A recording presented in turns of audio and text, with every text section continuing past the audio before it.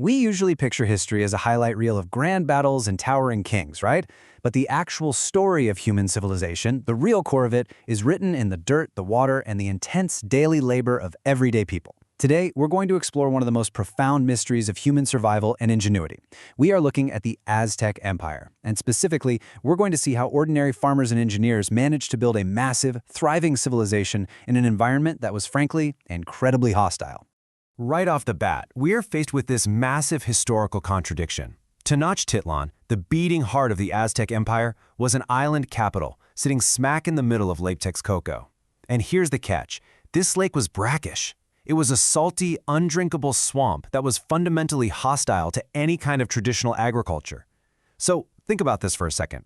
How exactly do you sustain a population of up to 300,000 people, which made it one of the largest cities on the entire planet at the time, when you're surrounded by a lake that can't quench your thirst and definitely can't grow your food? Well, to prove that they didn't just barely survive, but actually completely conquered this landscape, just listen to what the Spanish conquistadors wrote when they first arrived. They were utterly shocked by the sensory abundance they found in the markets of Tenochtitlan. They documented an absolute explosion of fresh food. We're talking onions, leeks, cherries, plums, and massive maize plantations sitting right there on the lake. The historical reality was a city bursting with fresh produce, which means everyday people somehow solved the riddle of the salty swamp. Let's figure out exactly how they did it. Section 1. The Impossible Island City. To truly understand the daily lives of the people who made this possible, we first have to zoom out a bit. We need to look at the intense geographic constraints of the Valley of Mexico. Think about the basic human psychology of survival here. Before you can even begin to worry about crop rotations or building an empire, you have to worry about where your family's next drink of water is coming from. Since the lake water was brackish, and digging shallow wells just gave you water that was barely fit for washing clothes, securing fresh drinking water was an intense, everyday anxiety. So how did they solve it? This perfectly illustrates the sheer skill of Aztec engineers. They built the Chapultepec aqueduct. And keep in mind, they did all of this without draft animals, without iron tools, and without Roman-style stone arches. Ordinary laborers drove heavy wooden stakes deep into the lake bed by hand, creating a raised causeway out of sand and rock. On top of that, they built open, clay-lined troughs, and they used huge, hollowed-out logs to bridge any gaps over the open water. But the true genius here? It was a twin-channel design. Think about that. One channel could be completely shut down and scrubbed clean by laborers, while the other kept the fresh water flowing right into the city's fountains and reservoirs.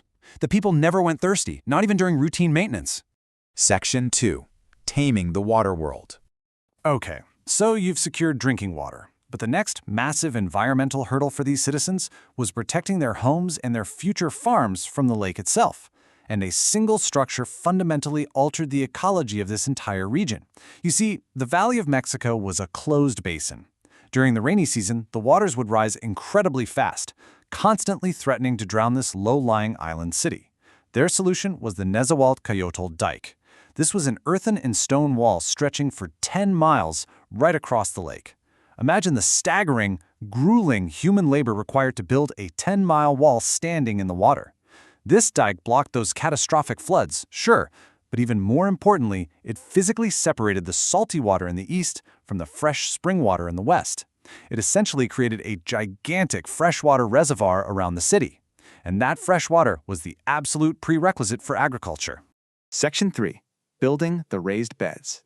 Now that the water was fresh and firmly under control, let's zoom in on the micro level. Let's look at the lived reality of the laborers who spent their days deep in the mud actually building the farms that fed this empire. First, we need to get our definition straight, directly from the Nahuatl language. Chinampas translates to "in the fence of reeds." Now, you've probably heard these called floating gardens. Actually, scratch that. It's a total historical myth.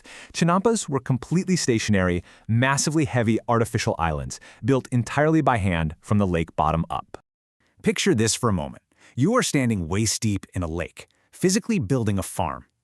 First, laborers would stake out long, narrow rectangles and weave thick fences out of reeds entirely underwater. Next came the absolutely back-breaking work of dredging incredibly nutrient-dense mud and decaying aquatic plants straight up from the lake floor. They'd pile it up, layer by heavy layer, until it breached the surface of the water. Finally, they would plant a huejote, which is a native willow tree, right at the corners. The roots of those trees would grow deep down into the lake bed, acting as living, permanent anchors that held the whole muddy structure together against erosion.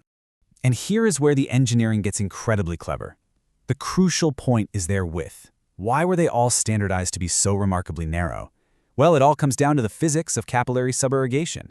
Because these beds were narrow and sat just inches above the waterline, the fresh water naturally wicked laterally and upward through the porous mud, going right into the roots of the crops. The earth literally watered itself from below. For everyday farmers, this was a total game changer. It freed them from the exhausting daily labor of hauling heavy pots of water under the intense Mexican sun. Section 4. The Master Horticulturalists. Let's shift our focus to the psychological and daily reality of the Chinamperos, the highly specialized farmers who actually cultivated these beds. They weren't just day laborers, they were profound agronomic experts.